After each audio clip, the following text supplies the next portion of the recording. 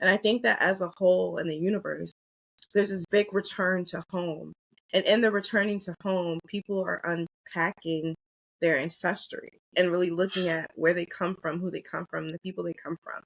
Growing up, I would hear my grandmother speak, and I'd be like, why'd she say that like that? Like, what is going on? In certain words, I would hear her accent, but I would notice it's not just her Southern accent. That's a totally different word. And she would never say, I'm speaking Geechee or I'm intertwining that in the dialogue, but that's what was happening. And as I got older, I was like, I gotta learn Geechee, because if I don't learn this, how am I going to communicate with my kids? How am I going to teach them this part of it?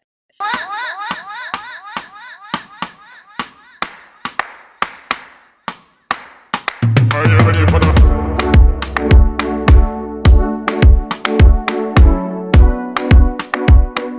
Welcome back. We are here on Island Money 365, and I'm with one of my favorite people, Sasha Allen Walton. You want me to say the whole thing? Because that's how I always see your name come across my phone, Sasha Allen Walton. So welcome to the show. How are you? I am doing really good. How are you? I am good. Today's show is going to be about tea, because I'm a Jamaican and I love tea, even though I see things changing a bit when I go home. But we love tea, spirits, different cultures, and we're just going to talk about all of that. But let me introduce you, Sasha, okay? Sasha Allen Walton is an Hartford native, Gullah Geechee descendant, and the force behind Northend Agent, Connecticut's longest running African American newspaper. So I'm so proud of that. As publisher, she's committed to amplifying BIPOC voices and preserving her family's legacy of Black media excellence. Sasha is also the founder of Sasha Whole Herbal, a holistic wellness brand rooted in ancestral herbalism and Hoodoo traditions. Her homemade teas, spiritual baths, and smoke blends honor the healing practices of our ancestors while supporting BIPOC farmers and community wellness through both media and medicine.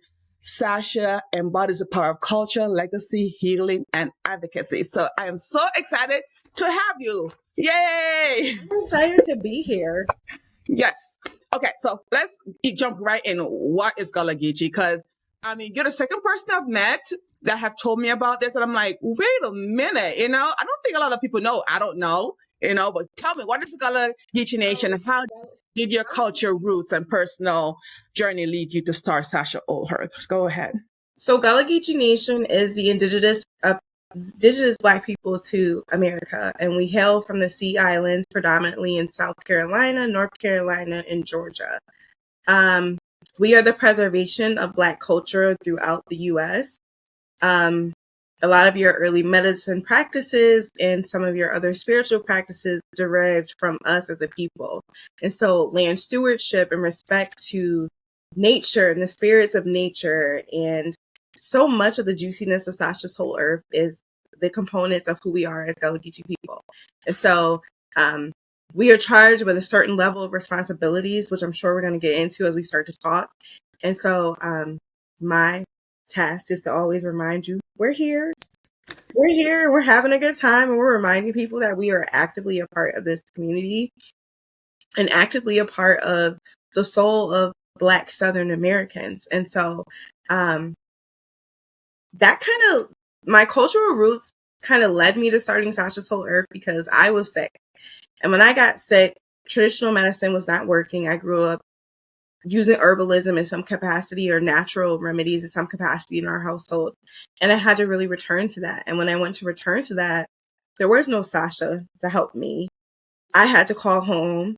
I had to figure out how not only was I going to call home, but how I was going to get home to go sit at elders' feet and learn some new ways and kind of learn some more about our remedies and be able to do that. And so what started with me being sick has led us to well over 100 products and service to melanated people and their wellness, and people in general and their wellness. And so I just saw a beautiful way to intertwine something that is so important to us, which is tea, in our culture and in our medicinal practices, while also opening the room for a glimpse at African spirituality. And so that's kind of how we got here. So does people know about the Gullah Geechee? Like, not people, Americans, most Americans, not from the South, like Northern Americans who are up here. Do they know about the Gullah Geechee Nation? People have really come to really understanding more about Gullah Geechee people as a whole, and us. We were in the Sea Islands, so there's part of us that were quietly here and part of us who were not quietly here. But I think more as we talk about our importance in terms of creating tea, sustaining tea farms through slavery, producing indigo, producing rice, and so many other things that we brought with us here and have maintained here. I think that has shed light on that. Also, Netflix has done a wonderful job of sharing more about our cuisine, and so many other institutions and networks are kind of opening the doors to have these conversations. And I think that as a whole in the universe, there's this big return to home. And in the returning to home, people are unpacking their ancestry and really looking at where they come from, who they come from, the people they come from. Growing up, I would hear my grandmother speak, and I'd be like, why'd she say that like that? Like, what is going on? In certain words, I would hear her accent, but I would notice it's not just her Southern accent. That's a totally different word. And she would never say, I'm speaking Geechee or I'm intertwining that in the dialogue, but that's what was happening. And as I got older, I was like, I got to learn Geechee, because if I don't learn this, how am I going to communicate with my kids? How am I going to teach them this part of it? And so really learning more, actively speaking the language, even when I'm like, okay, all these people are going to look at me like I'm crazy. Kind of organically having more friends who have discovered that they're Geechee, and like us having a conversation of like, hey, what are you connecting with? What are you learning? How are you coming home to self? How are you going back home? Like, what is the plan? And so all of that kind of led to Sasha's Solar. Awesome. I like it. So how sick were you? Like, when you said you're sick, you had to go back to your elders' feet. Like, how sick were you that you got to find them? Sick. Honestly, my life force was leaving my body, and I was struggling with whether or not I would remain alive. And so we had to go through a series of different things. I was sick for about 6 months. And then it took well over 6 months to restore my body back to health. And there's still things that show up as a side effect from me having been sick. And so in that time, I lost so much weight. I was on bed rest most of my time. I can remember being extremely depressed, and depressed not in the sense of I don't know how I'm going to function, but depressed in the sense of I cannot connect to my joy because the weight of my reality is draining me. And I can remember laying in the bed some days and asking the tree to share some of its joy with me. I just remember also not wanting to be alone a lot because I did not know if today was going to be a good day or today was going to be a bad day. And so shout out to the village, because they showed up. They showed up and they showed out. And I also was sick with my mom not being in the same state. And that made a world of difference of not having the reassurance of it's going to be okay. Like, come on, we can go to the doctors. And so I had the wisdom of my grandmother and my great aunties, but my mom was like virtually present and kind of in the mix. And so, which I think helped me in a way, because I don't know if I would have fought for the right to this kind of healthcare and access to this kind of medicine the same if I would have just waited for my mom to fight for me. But because I really was in the thick of it, like by myself, figuring it out and figuring out what was working, what wasn't working, and also trusting my spirit. Trusting my spirit saved my life on more than one occasion while I was sick. And so that sickness led to this greatness and this wealth of wisdom and information, and also access to so much medicine. And so I'm grateful still when I think about it for the season that I spent in that space. They could have taught me a little bit differently, but I am grateful that have really experienced it and to understand it from that perspective. Yeah. Okay. So, that's true. That's so true. So tell us about your various teas and share with us the process in developing your tea blends and the purpose for which they're served. I know you have a lot, so you can just, get down to a few of them. So there's well over 50 teas, and there's actually 10 new teas sitting on my dining room table right now. So all of my teas are centered around wellness in some capacity. Whether your mind needs support, your body, or your spirit, everything has a component that is rooted in healing you in some capacity. You take something like sacred berry, which hydrates your organs internally, but it also spiritually cleanses the body. You take something like our anti-inflammatory, which is going to remove inflammation throughout the body and ease the discomfort of inflammation, but it's also going to support the brain. The adaptogens in that blend help you. If you're living in pain daily and discomfort, the anti-inflammatory helps you kind of get through it and also be in your best self and not just grumpily. Then we have different blends centered around connecting with your creativity. We have blends centered around, there's a musical line and blends that center around intimacy in some capacity.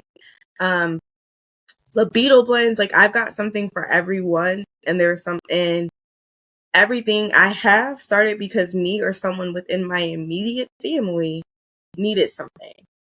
Okay, let's back up a little bit. What do you mean by intimacy? What's going on there? What's going to help us with that? Blends that make us have a grandiose time, have stronger orgasms, balance our reproductive system, entice our libidos. And then we have blends in terms of intimacy that deepen the connection between partners. Maybe you still have that spark, but you're just like it's a little rusty.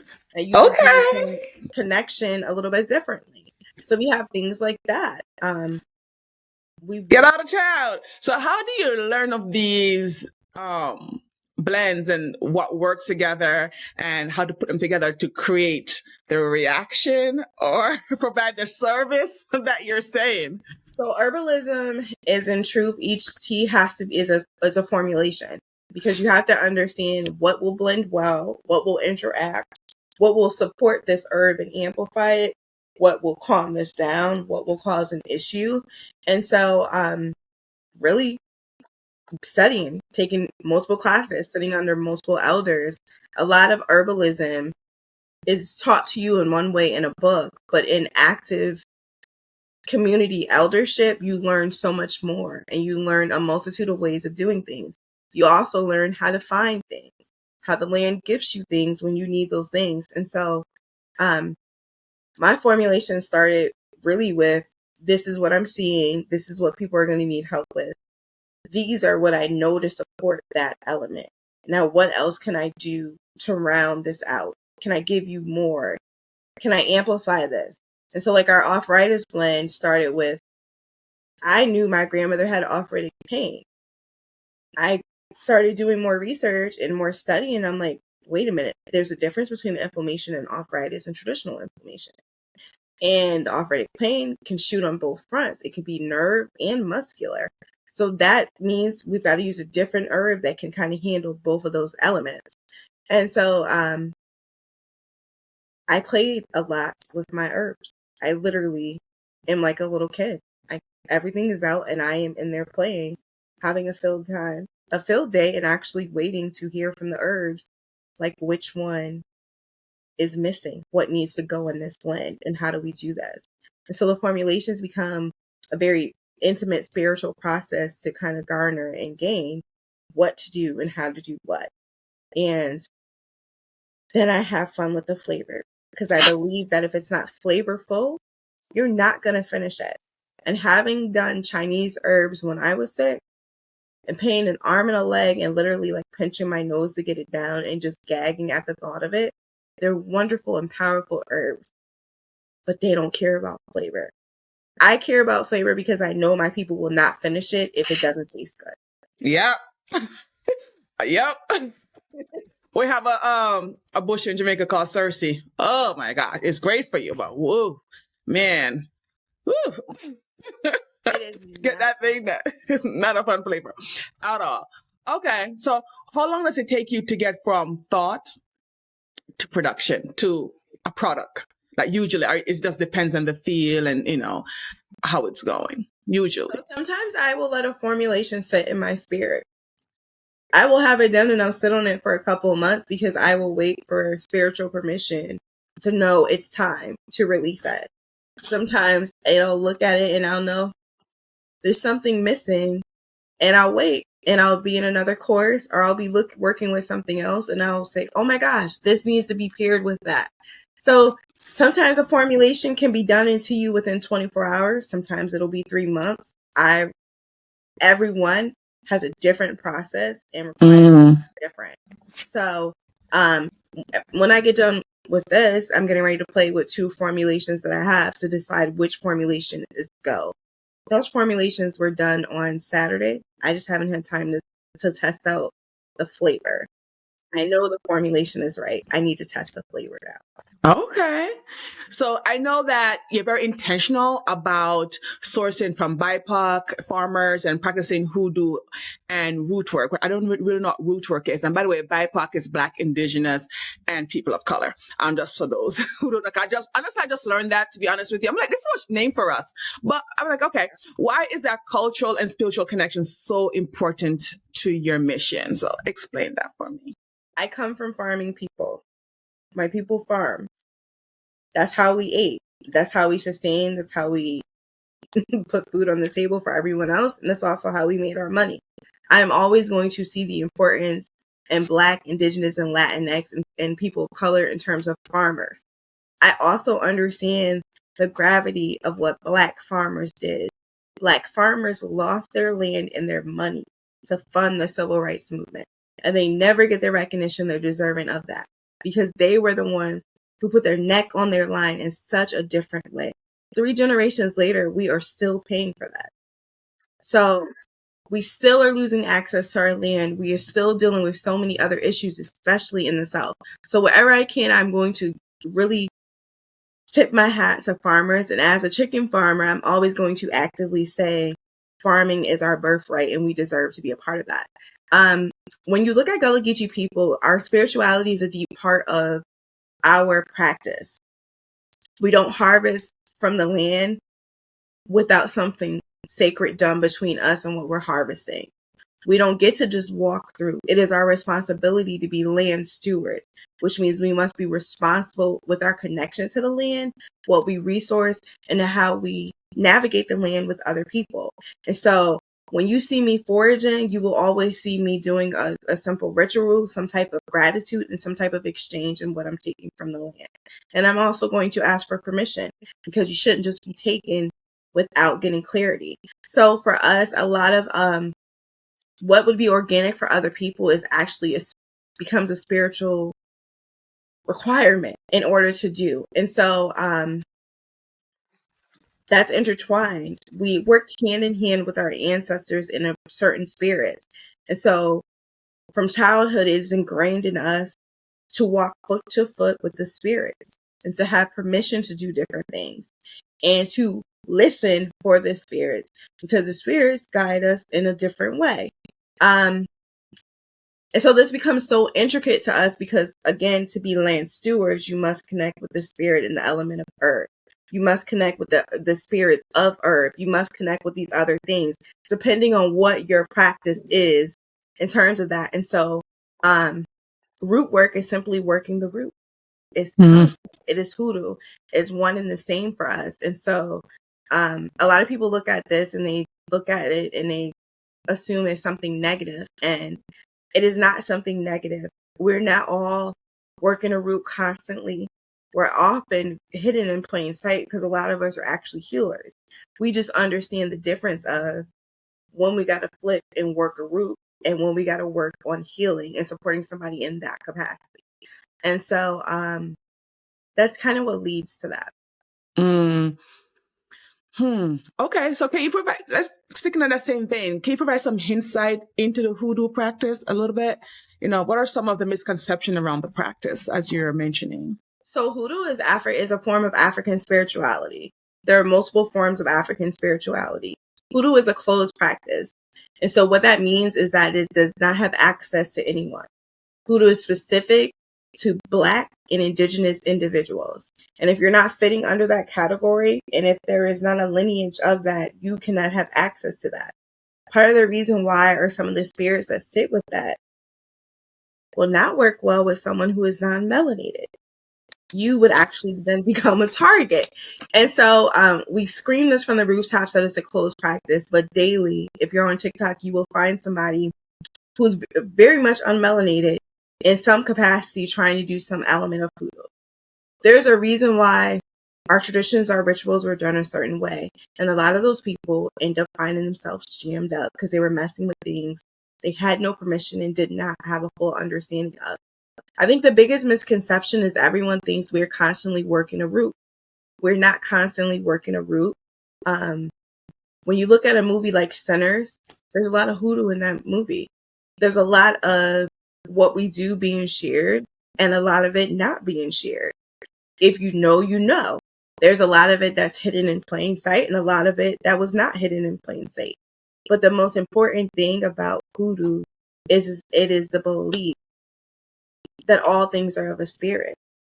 And it's the belief that you work hand in hand with these spirits. And each, depending on where you come from in the U.S., and the hoodoo is a African spirituality that is rooted in America. Depending on where you are in the region, some of that looks a little bit differently. And so there are some principles that are the same across the board. And then there's some things that shift based on the region because you may not have had access to that thing, or that spirit may not have been something of importance in your area. And then there are universal spirits that cover us throughout it all. I'm trying to speak without giving away the things I'm not of course. give away. Of course. I'm with you. But the I ain't messing with no spirits, I tell you that much. I ain't messing with no spirits. I think the biggest thing, the most important thing is hoodoo is ancestral worship. It's not just ancestral worship, it's an opportunity to decolonize your spirituality, to open yourself up and look at what it looks like differently, to also understand the power of you, what your gifting is, what your ability is, and what happens when you operate and use those powers. Everybody's not ready for that. Nope, we're not. You have to gauge where you are. And hoodoo is taught from family to family. So back to foot to mouth. And if you do not have family that practice, if you don't have a big mama who is teaching you the ways, then you must seek out an elder. And even if you got a big mama, you should be seeking out an elder because it's important to the walk. All right. I like that. I hope, we can get connected to some of the things that we've lost, as I said, because I never hear about it. And when you see things, you need to understand it better, but you need to find that person who has a close connection to it. So in what ways does your spiritual practices and your editorial work, because we're going to go now into the Northend Agents, support each other? So everything that I do is an opportunity, is rooted in Black people being heard, held, and hugged, being nurtured in some healing. Whether you need to be affirmed that your experience and your voice matters via Northend Agent, whether you need to be affirmed that the doctor might have told you something that is a misconception, or there might be alternative solutions through Sasha Soul Herb, everything we do is about affirming you and being rooted in your own healing process and being empowered. I want to make sure that we are empowered as a people, that we are equipped to navigate things, that we actually do have things worth saying, worth being heard, worth acknowledging. And sometimes we're quite frankly upset about some things and we need to go ahead and say, we don't appreciate X, Y, and Z, because when we hold that anger in, the body keeps score and we end up with other health complications. So everything I'm doing is rooted in healing and rooted in anchoring you and making sure you know, like, I see you. I see all of you. And Amen. That. There's nothing wrong with any of you, the broken parts, the misconceptions, the confused, or the, quite frankly, I don't know what I'm doing today. I got you. I like that, Sasha. So Northend Agent has been a pillar in Connecticut for generations.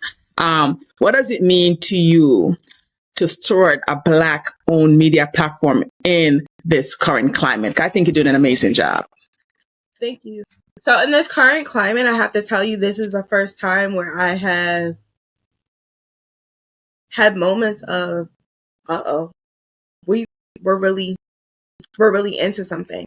For most people who don't know, media is often intertwined with some form of white patriarchy and white racism. And so behind the scenes, there's a lot of flack that we catch and that we don't discuss.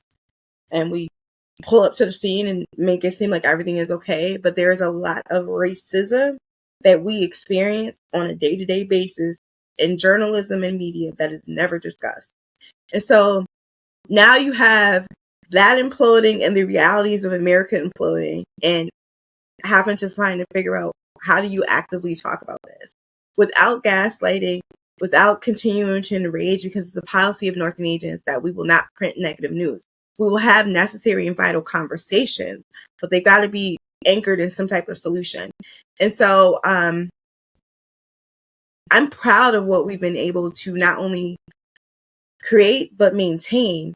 In so many communities, Black businesses do not sustain. We are 51 years old. We've changed hands. Like, we've gone down to the next generation, and that's very important. So to own a Black media platform where I have the right and the freedom to say yes or no to what we are going to publish, how we are going to cover events, is so empowering and so radical for me. And to be a Black woman at the helm of it, when everything is screaming anti-Blackness and anti-womanism, is really the thing that motivates me and pushes me to pull forward even stronger. I want our children to have other options. I want them to see us in all capacities. And the crown is absolutely heavy, but my head will not buckle. And because of that, I'm determined to continue to be exemplary in all that we do. And so we're doing our best. Some weeks is hard. And other weeks, we've got content galore. And all the writers are sending in content, and that's beautiful. But I'm proud of what we've done. I'm proud of what we've maintained. I'm proud of the legacy that I stand upon, and I'm proud of the impact.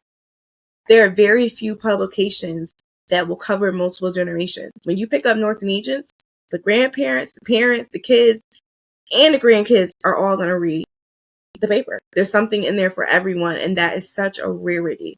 And so I'm proud of our community for showing up consistently for 51 years. And even when y'all chew me out for being late at a delivery spot, I'm proud of you for holding me to the fire.